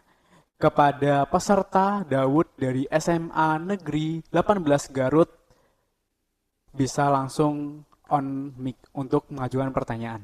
Silakan kepada peserta. Assalamualaikum warahmatullahi wabarakatuh. Waalaikumsalam warahmatullahi wabarakatuh. Izin bertanya, kan untuk kuota beasiswa itu ada 25 orang. Nah, itu tuh 25 itu untuk gabungan antara beasiswa prestasi dan non yang tidak mampu atau masing-masing 25. Itu saja. Terima kasih. Baik, terima kasih. Pertanyaan bisa langsung dijawab, kemudian kita bisa beralih ke pertanyaan selanjutnya. Begitu ya Pak Iko? Ya, silakan. Baik, kepada Pak Iko kami persilakan untuk menjawab. Oke, baik. Dari Mas Daud ya. Baik, Mas Daud, terima kasih pertanyaannya, bagus sekali. Jadi memang betul untuk skema ataupun kebijakan dari PMB tahun 2025 ini kita total memiliki kuota untuk beasiswa itu 100 mahasiswa. Ya, jadi banyak ya kuotanya ya. Nah, itu kita split, kita bagi 2. Untuk 75 adalah untuk kuota jalur undangan. Nah, sisanya yang 25 itu untuk jalur reguler. Ya. Nah, yang terkait tadi pertanyaannya, apakah itu 25 dari prestasi atau yang 25 untuk ini juga ya, untuk yang keterangan tidak mampu, itu 25 itu total. Ya, baik itu beasiswa prestasi atau tidak mampu, itu di total jadi 25 ya, Mas Daud ya. Jadi silahkan kalau memang ingin mengejar beasiswa untuk jalur reguler itu dipersilahkan. Ya, jadi kuotanya di 25. Seperti itu. Kalau boleh tahu Mas Daud dari mana? Dari Garut. Oh, dari Garut. Oke, dari Garut ya. Dari Garut. Dari jalur undangan atau reguler ngambilnya? Jalur reguler. Reguler ya? Oh, oke.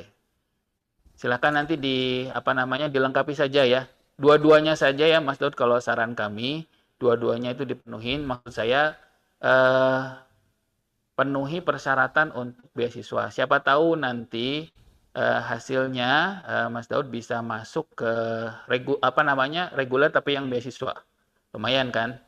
Ya, seperti itu. Baik, terima kasih Mas Daud. Silakan. Baik. Baik, kepada penanya pertama dari Mas Dawud, apakah bisa dimengerti? Siap, bisa cukup dimengerti. Baik, baik, terima kasih. Kita lanjut ke pertanyaan selanjutnya. Perkenalkan, saya Ibu Vivi, orang tua, maaf tidak bisa on cam karena sedang di kantor. Pertanyaan saya, apakah di Akmed menyediakan asrama? Baik, saya jawab langsung ya. Silakan, Iya, Pak. Oke. Baik Ibu Vivi, salam kenal. Terima kasih atas atensinya bisa bergabung dengan kami di webinar Akmed ini. Untuk asrama ya, apakah pihak kampus juga menyediakan asrama? Untuk saat ini bisa kami jawab belum ada.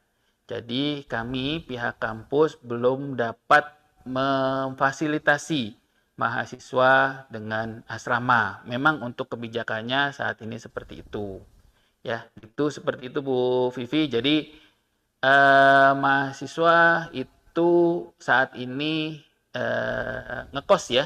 Iya, Ngekos benar, Pak. atau di luar. Ini juga samping kanan kiri saya ini mahasiswa nih. Bisa langsung ditanyakan langsung atau bisa nanti disampaikan juga terkait dengan penginapannya seperti apa. Nanti prosesnya barangkali bisa memberikan penjelasan ke Bu Vivi bagaimana untuk mendapatkan asrama ataupun kos di daerah sekitar Akmed, apakah mudah atau bagaimana prosedurnya, supaya ini betul sih pertanyaan ini banyak disampaikan oleh orang tua terutama karena ingin memastikan bahwa anaknya itu bisa mendapatkan penginapan di sekitar Akmed yang mudah aksesnya seperti apa. Mungkin bisa disampaikan nanti. Oh, baik, Pak Eko. Ya, seperti itu ya Bu Vivi, mudah-mudahan bisa menjawab dan mudah-mudahan anaknya bisa kalau memang berminat ke Akmed bisa lulus menjadi mahasiswa Akmed dan bergabung dengan kami. Terima kasih Bu Vivi sekali lagi. Oke, langsung dijawab saya, Pak. Langsung jawab aja silakan. Tadi pertanyaan terkait asrama ya Bu Vivi. Nah, untuk di Akmed sendiri kan belum ada asrama, tetapi lingkup dari kawasan Akmed ini ada perumahan. Dan untuk saya sendiri, saya tinggal di perumahan tersebut bersama dengan beberapa mahasiswa yang satu angkatan dengan saya, yang satu daerah. Untuk saya sendiri, saya ngontrak satu rumah di sana. Begitu Bu Vivi.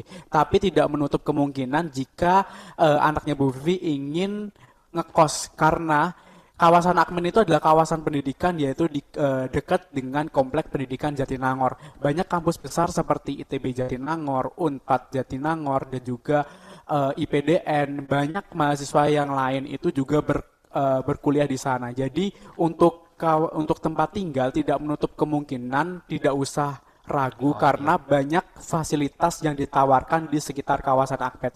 Karena perlu digarisbawahi, Akmed ini juga berada di lingkup pendidikan kawasan pendidikan di Jatinangor, begitu Bu Vivi. Oke, next mungkin. Mungkin kita bisa lanjut ke pertanyaan selanjutnya. Bagi Bu Vivi, ketika ingin bertanya lebih lanjut lagi bisa melalui helpdesk Akmed. Pertanyaan bisa disampaikan melalui chat WA atau email Akmed ya Bu Vivi. Baik, selanjutnya pertanyaan dari Kak Rani ini terkait prospek karir lulusan Akademi Meteorologi dan Instrumentasi di bidang industri atau pemerintah, mana biasanya alumni bekerja. Jadi prospek karir di bidang industri atau pemerintah begitu. Kemudian pertanyaan itu saja. Baik, kepada Pak Eko langsung bisa untuk menjawab. Ini harusnya pertanyaan ke sesi nomor 2 tadi nih ya, Pak Deki nih. Baik. Mungkin nanti bisa ditambahkan kalau ada yang kurang ya. Jadi untuk terkait prospek ya, tadi di sesi kedua sudah disampaikan ini. Jadi memang pada sesi kedua kita sengaja setting untuk bincang-bincang seperti itu. Jadi intinya di situ bagaimana prospek ke depan lulusan dari Akademi Meteorologi dan Instrumentasi ini bisa bekerja di bidang apa saja. Memang bagi masyarakat umum yang notabene mungkin belum mengenal terkait dengan meteorologi, sebenarnya meteorologi itu lowongan pekerjaan yang berkaitan dengan meteorologi itu sangat-sangat luas. Ya, seperti tadi disampaikan di sesi pertama, meteorologi itu adalah ilmu tentang pengukuran secara luas. Artinya memang bidang pekerjaannya itu luas sekali. Baik itu di bidang kesehatan, baik itu di bidang industri, ya apalagi di bidang industri. Baik itu di pemerintahan. Pemerintahan pun juga sangat luas karena tujuan didirikannya Akademi Meteorologi dan Instrumentasi adalah salah satunya memenuhi atau menyuplai kebutuhan SDM penerat terampil di seluruh Indonesia. Kalau boleh dicatat, Indonesia itu memiliki 530 kalau nggak salah kabupaten kota dan 1 provinsi DKI Jakarta. Jadi bisa dibayangkan kalau seandainya dari 1 kabupaten kota itu membutuhkan 1 orang penerat terampil saja. Tapi biasanya sih nggak 1. Iya, udah banyak Pak yang Biasanya dibutuhkan sih nggak pastinya. 1. Anggaplah 1. Berarti kan sudah ada lowongan 500 orang. Sedangkan kita setiap tahun hanya meluluskan di bawah 100. Berarti butuh 10 tahun untuk bisa memenuhi kuota tersebut. Itu dari sisi pemerintah. Ya, belum lagi dari sisi industri. Kalau dari sisi industri lebih banyak lagi. Banyak sekali laboratorium kalibrasi. Kalau tidak keliru ada ribuan laboratorium kalibrasi yang tersebar di seluruh Indonesia. Belum lama ini juga ada dari asosiasi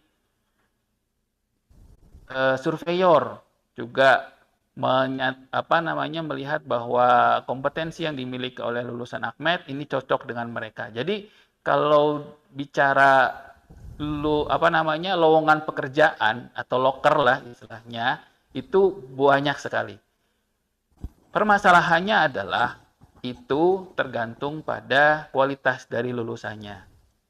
Seberapa siap lulusan tersebut bisa mengoptimalisasi atau bisa memanfaatkan lowongan yang ada.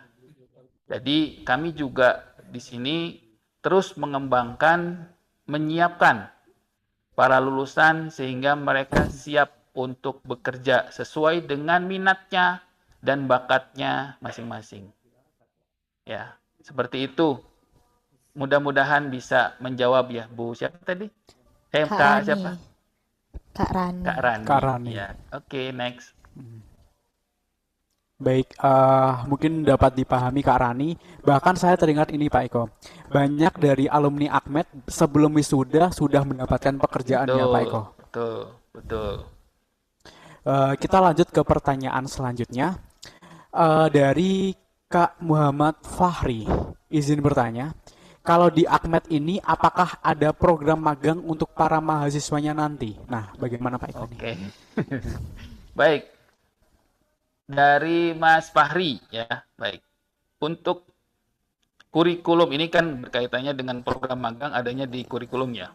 Kurikulum AKMET sendiri punya namanya magang. Bahkan magangnya itu 1 semester di semester 5 ya. Jadi di semester 5 ini full magang. Full magang. Jadi mahasiswanya akan menyebar baik di instansi pemerintah maupun instansi swasta. Mereka akan mempraktekkan, mendemonstrasikan ya, kemampuan pengetahuan mereka yang selama 4 semester didapat di AKMED. Ya, dari pengetahuan 4 semester tersebut mereka praktekkan, mereka mencari pengalaman baru, mencari insight baru. Bagaimana sih teori-teori ataupun praktikum-praktikum yang dilaksanakan di AKMED selama ini, apakah sesuai nih dengan yang dilaksanakan di lapangan pekerjaan, baik itu di instansi swasta maupun di instansi pemerintah. Nanti juga akan merasakan vibes-nya seperti apa nanti. Ya, bekerja itu seperti apa. Itu full ya, 1 semester. Jadi 6 bulan, tapi efektifnya sekitar 4 bulan lah. 4 bulan nanti mereka akan merefleksi, balik ke kampus, merefleksi apa yang sudah mereka kerjakan, kemudian akan mempresentasikan hasil magang tersebut. Jadi saya jawab, ada ya program magangnya di semester 5. Oke, mudah-mudahan menjawab Mas Fahri.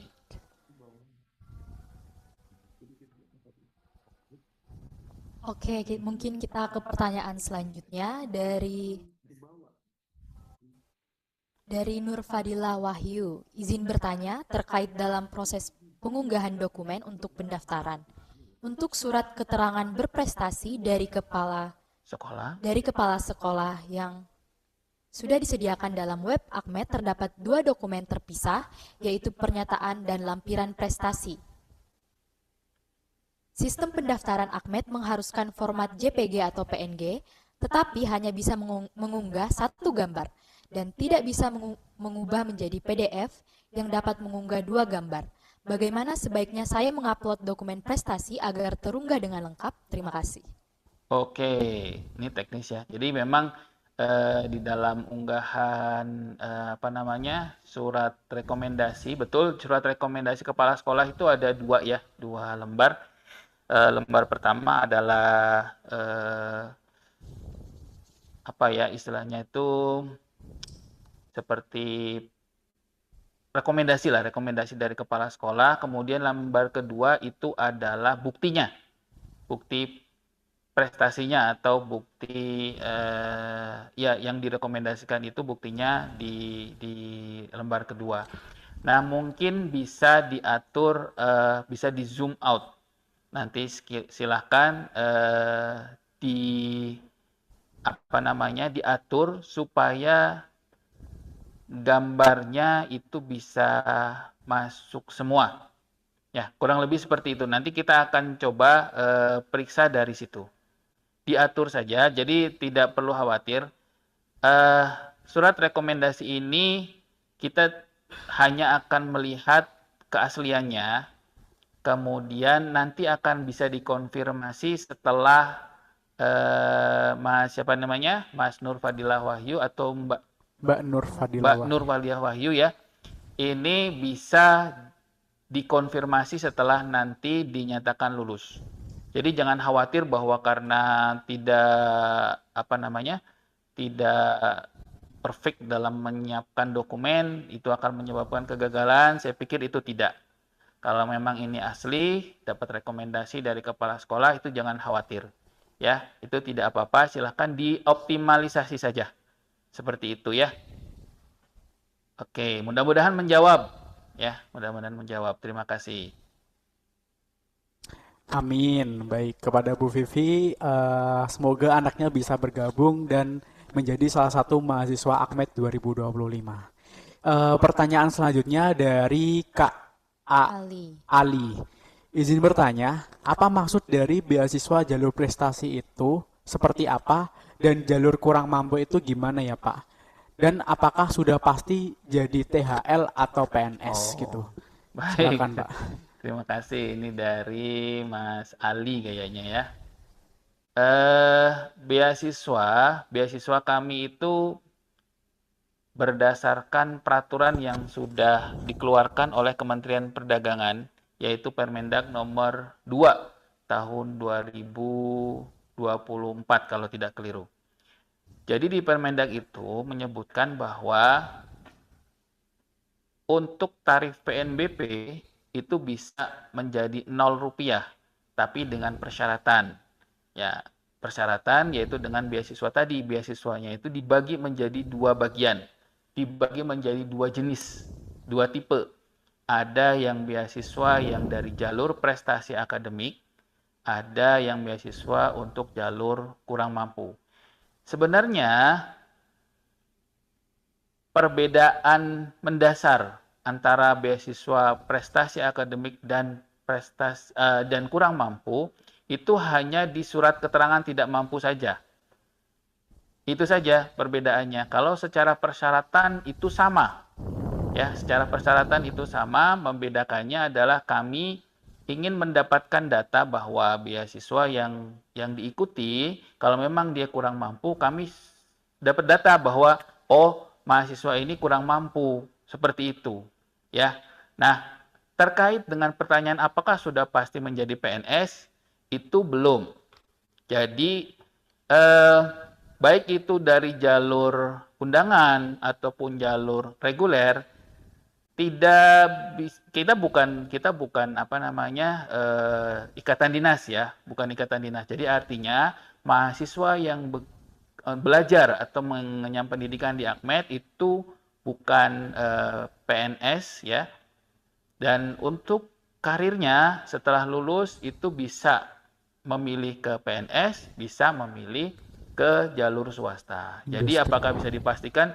Tidak, tergantung mahasiswanya. Tapi yang bisa kami berikan informasi adalah ketika lulusan Akademi Meteorologi dan Instrumentasi atau ketika lulusan Akademi Meteorologi dan Instrumentasi itu berniat untuk mengisi lowongan jabatan penera terampil di seluruh Indonesia, itu sudah dikunci. Jadi persyaratan untuk menjadi penera terampil di seluruh Indonesia itu adalah lulusan program D3 Meteorologi dan Instrumentasi. Jadi tidak bisa diisi dari program studi lain. Itu saja yang bisa kami pastikan. Jadi nanti kalian akan mengikuti seleksi, umpamanya seleksi PNS itu ya dari program studi itu, seperti itu. Tidak bisa dari teknik fisika umpamanya atau teknik mesin atau yang lainnya, itu nggak bisa. Penera terampil hanya bisa diisi dari program D3 Meteorologi dan Instrumentasi. Itu saja mungkin yang bisa saya sampaikan. Semoga menjawab ya, Mas Ali. Oke, kemudian berikutnya ada perkenalkan saya Bobby mau bertanya untuk yang ingin mengambil jalur melalui dinas setempat, apakah setelah lulus nanti wajib atau berpeluang besar ditempatkan di dinas tersebut atau diberi kebebasan untuk berkarir di tempat lain? Oke, baik. Terima kasih. Ini Mas Bobby. Bagus pertanyaannya ya. Jadi memang kita kan sudah tadi disampaikan ada 2 jalur, jalur undangan dan jalur reguler. Nah, jalur undangan ini ada rekomendasi dari dinas setempat. Nah, pertanyaannya kalau dengan jalur rekomendasi dari dinas itu setelah lulus gimana nih? Apakah wajib harus bertugas atau berkarir di dinas tersebut atau diberi kesempatan untuk berkarir di tempat lain? Jadi, prinsipnya kalau memang dia mendapatkan rekomendasi dari dinas setempat itu akan tercatat ya. Mahasiswa tersebut akan tercatat baik di dinas tersebut ataupun di kami juga pasti akan tercatat sebagai calon pegawai di dinas tersebut atau di UML yang ada di dinas tersebut. UML itu unit meteorologi legal ya. Unit meteorologi legal yang ada di dinas tersebut. Seperti itu. Prinsipnya seperti itu. Kemudian ketika pada saatnya lulus, mahasiswa tersebut atau lulusan tersebut akan melapor ke dinas tersebut bahwa dia sudah lulus. Nah, kemudian dinas tersebut ternyata belum atau tidak ada peluang atau tidak ada formasi atau tidak ada lowongan di dinas tersebut untuk penera terampil, umpamanya seperti itu. Maka yang bersangkutan atau lulusan tersebut bisa berkarir di tempat lain. Ya, selama mendapatkan persetujuan dari dinas tersebut. Oke, kamu silahkan berkarir di tempat lain seperti itu. Nanti ketika kami membutuhkan, kamu bisa kembali ke sini, bisa, atau memang dilepas, betul-betul dilepas juga bisa. Ya, bergantung pada dinasnya. Tapi biasanya kalau kalian berprestasi di Akmed, itu dinas itu akan sulit melepaskan kalian. Karena memang pasti mereka membutuhkan sekali kontribusi kalian untuk mengembangkan metrologi legal di daerah tersebut. Seperti itu mungkin yang bisa saya sampaikan ya. Jadi dan beberapa contoh lulusan yang sudah lulus baru tahun kemarin kalau nggak salah itu malah ada yang diminta sama dinasnya. Diminta dinas. Seperti itu ya. Jadi kalau memang kalian berprestasi itu bisa jadi seperti itu. Ya, baik, lanjut. Baik, untuk pertanyaan selanjutnya ini terkait teknis Pak Eko. Izin bertanya, jika sudah simpan permanen dan pembayaran pendaftaran jalur mandiri, lalu apalagi yang harus dipersiapkan sebelum harus dipersiapkan? Terima kasih. Baik, terima kasih Mas Sultan ya ini ya.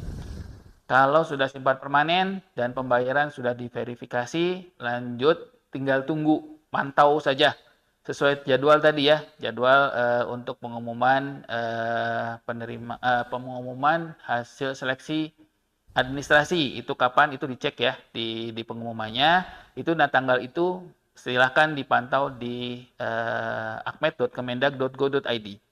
Itu saja ya. Kalau sudah selesai ya sudah tinggal tunggu ya. Terus mungkin belajar kali ya, untuk belajar mempersiapkan tes PKA. kemampuan akademik ya, matematika, fisika, dan yang lain-lain. Seperti itu. Ya, semoga menjawab nih Mas Sultan. Silakan lanjut. Baik, kepada peserta webinar yang lain, jika ingin bertanya, bisa mengajukan pertanyaan di kolom chat atau bisa langsung on cam serta on mic dan mengajukan pertanyaan secara langsung. Kami terbuka terkait pertanyaan terkait metrologi dan instrumentasi serta PMB Akmed 2025. Jika ada kesulitan dalam pendaftaran atau hal lain, bisa disampaikan dalam webinar kali ini.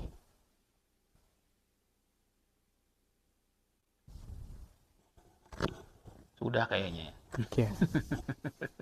Ada lagi mungkin adik-adik ataupun Mas, Mbak, silakan, atau ibu-ibu, bapak-bapak yang ingin bertanya, kami persilahkan. Mungkin sekitar 5 menit lagi gitu. Oh, itu ada tuh. Baik, ada pertanyaan lagi.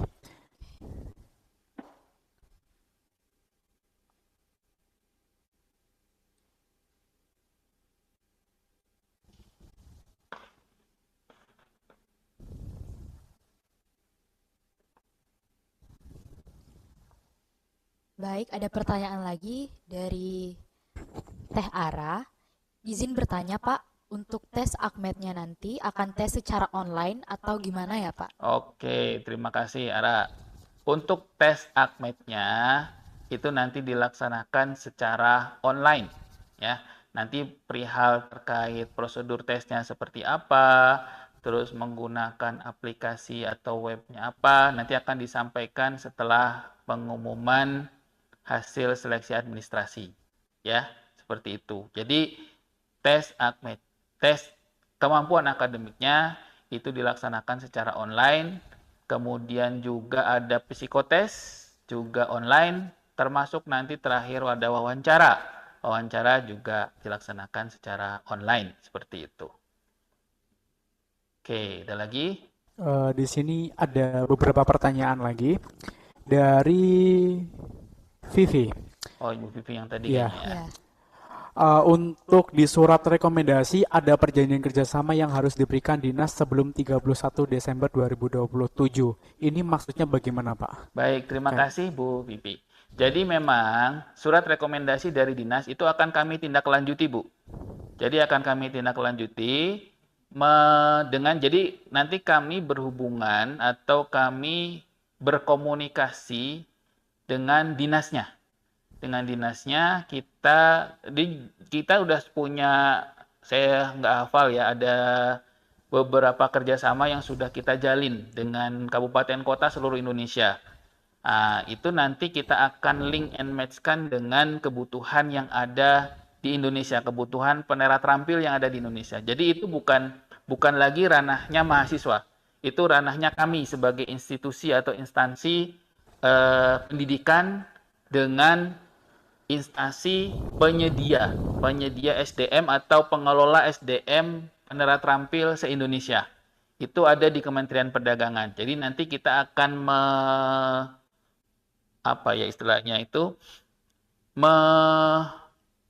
menghubungkan atau menindaklanjuti surat rekomendasi tersebut menjadi perjanjian kerjasama yang nantinya itu akan tercatat bahwa si A ini mahasiswa A ini merupakan calon pegawai dari Dinas Perdagangan A, seperti itu. Kurang lebih seperti itu. Jadi itu bukan ranahnya mahasiswa lagi. Jadi nanti setelah diterima nanti akan ditindaklanjuti oleh kami. Itu saja.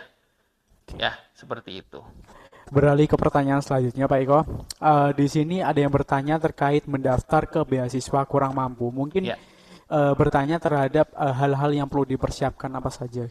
Baik, jadi untuk persyaratan beasiswa kurang mampu sebenarnya sama dengan persyaratan beasiswa prestasi. Hanya yang membedakan adalah yang kurang mampu untuk menyiapkan surat keterangan tidak mampu atau SKTM. SKTM itu sudah banyak sekali bisa bertanya ke desa atau kelurahan setempat bagaimana prosesnya. Nah, itu diikutin saja.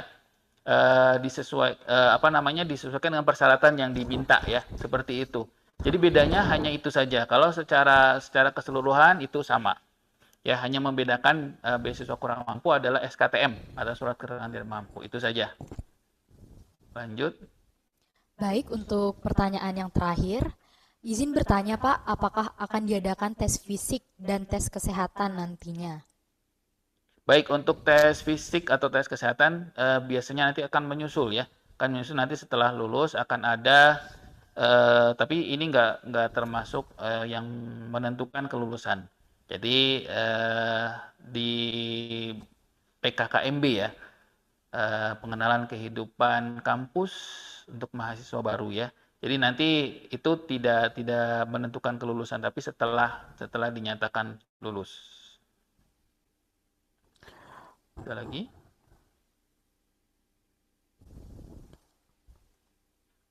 Habis waktunya? Waktunya sudah cukup, Pak Iko. Oke, baik. Mungkin bisa disampaikan kalau seandainya masih ada pertanyaan bisa disampaikan kemana, Mas? Gitu. Baik kepada para peserta webinar kali ini, jika masih ada yang ingin ditanyakan, bisa tanya kepada Helpdesk Akmed atau Helpdesk PMB Akmed 2025 melalui chat WA atau chat email pada website akmed.kemendak.co.id. Jika ada kesulitan terkait pendaftaran, bisa disampaikan juga kepada Helpdesk yang sudah tertera pada website Akmed tersebut. Mungkin untuk sesi tanya jawab kali ini kita cukupkan sampai dengan sekian, dan kami meminta maaf kepada pertanyaan yang belum terjawab atau yang ingin disampaikan lagi. Saya ingatkan sekali lagi, jika ada yang ingin bertanya bisa disampaikan di helpdesk yang ada di Akmed melalui website akmed.kemendak.co.id. Mungkin seperti itu. Dan kita sudah berada di akhir sesi tanya jawab, dan terima kasih untuk sesi tanya jawab kali ini.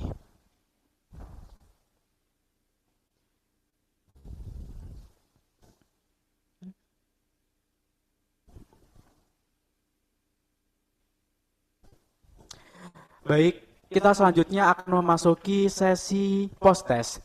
Setelah mendapatkan informasi melalui materi yang disampaikan ataupun saat sesi tanya jawab, dipersilakan kepada seluruh peserta untuk dapat mengisi post-test melalui link yang dibagikan pada kolom chat atau QR code yang ditampilkan di layar Zoom Meeting.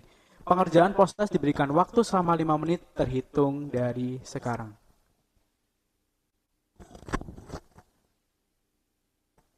Baik, kepada seluruh peserta dapat mengerjakan post-test yang telah diberikan panitia di link chat Zoom.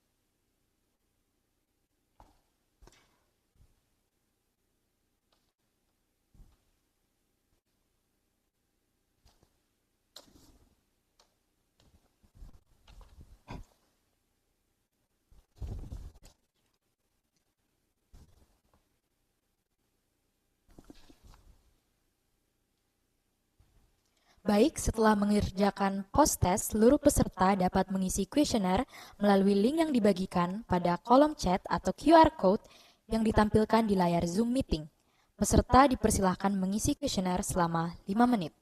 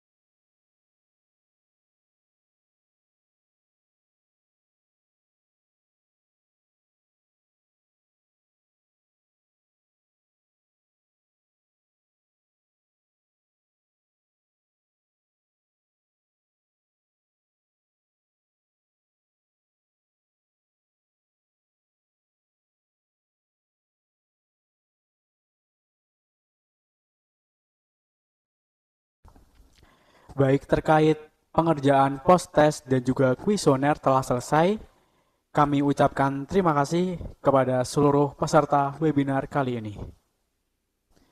Dan kami umumkan terhadap pemenang pretest dan juga penanya terbaik yang akan mendapatkan hadiah menarik dari panitia. Untuk pemberian hadiah nanti akan diberikan dengan cara dikontak oleh panitia melalui nomor terkait yang telah diberikan saat pengerjaan. Baik, saya akan membacakan pemenang pretest. Nah, pemenang pretest ini atas nama Dawud Muhammad Santika. Dan juga untuk penanya terbaik ada 3, yaitu Kak Nur Fadila Wahyu, Kak Sultan, dan Kak Rayvan Syawal. Oke. Selamat. Baik, kepada seluruh pemenang saya ucapkan terima kasih dan akan mendapatkan hadiah menarik yang akan dihubungi oleh panitia. Oke, ditunggu ya hadiahnya untuk seluruh pemenang.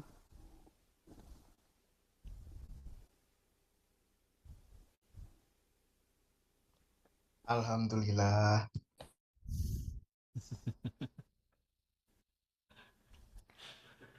Baik, sebelum mengakhiri acara pada hari ini akan dilakukan sesi dokumentasi.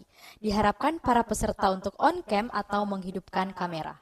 Baik, kepada seluruh peserta webinar bisa on-cam karena kita akan foto bersama.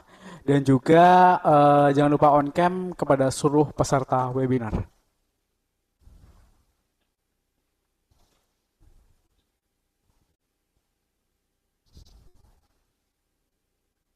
Kelihatan tuh.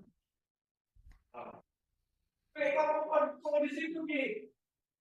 Bandung. Nih.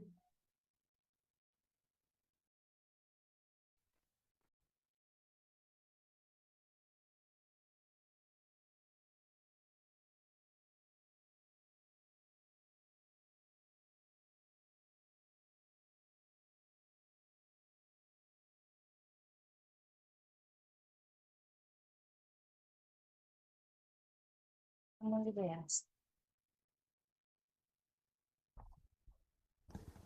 Baik, di sini sudah on-cam semua. Baik, yang belum on-cam kita tunggu. Kita langsung saja mulai untuk dokumentasi bersama. Oke, saya pandu di sini. Untuk operator bisa untuk mengambil gambar. Untuk slide pertama, 1, 2, 3. Kemudian slide kedua, 1, 2, dan 3. Untuk slide terakhir, 1, 2, 3. Baik, kepada seluruh peserta webinar siang kali ini, kami ucapkan terima kasih dan bisa off-cam atau kembali ke aktivitasnya masing-masing.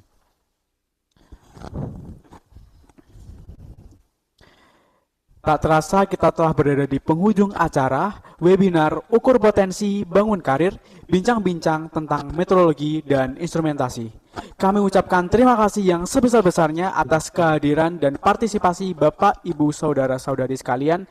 Semoga acara ini memberikan manfaat dan kesan yang mendalam bagi kita semua. Kami selaku MC dan panitia memohon maaf apabila terdapat kekurangan atau kesalahan selama acara berlangsung. Sampai jumpa di kesempatan berikutnya. Wassalamualaikum warahmatullahi wabarakatuh. Terima kasih.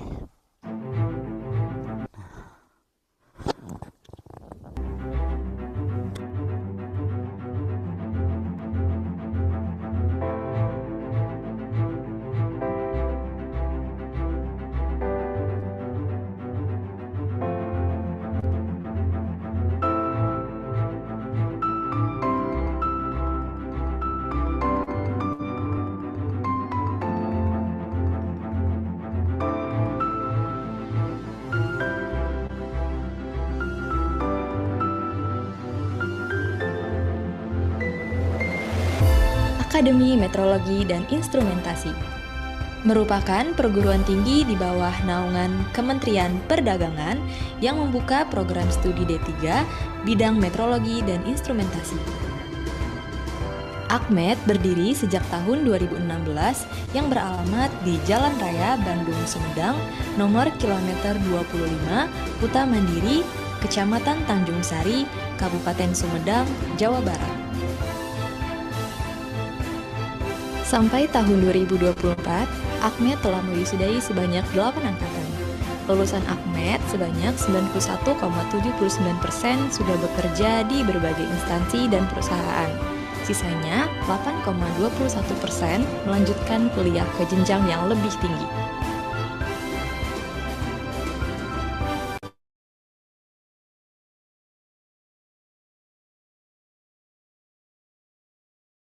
Perguruan pendidikan tinggi yang profesional di bidang metrologi, instrumentasi, dan perdagangan dalam rangka mendukung peningkatan daya saing bangsa. Sedangkan misi AKMET adalah menjadi institusi penyelenggaraan pendidikan tinggi yang diakui secara nasional dan internasional, menyelenggarakan pendidikan tinggi yang berkualitas untuk mencetak sumber daya manusia yang profesional dan mampu mengikuti perkembangan mutakhir di bidang metrologi, instrumentasi, dan perdagangan dengan moral dan integritas tinggi. Melaksanakan penelitian sebagai upaya pengembangan ilmu pengetahuan dan teknologi yang tepat guna. Melaksanakan pengabdian kepada masyarakat dalam rangka penerapan ilmu pengetahuan dan teknologi. AKMET memberikan beasiswa pendidikan vokasi bagi mahasiswa yang berprestasi dan mahasiswa yang kurang mampu.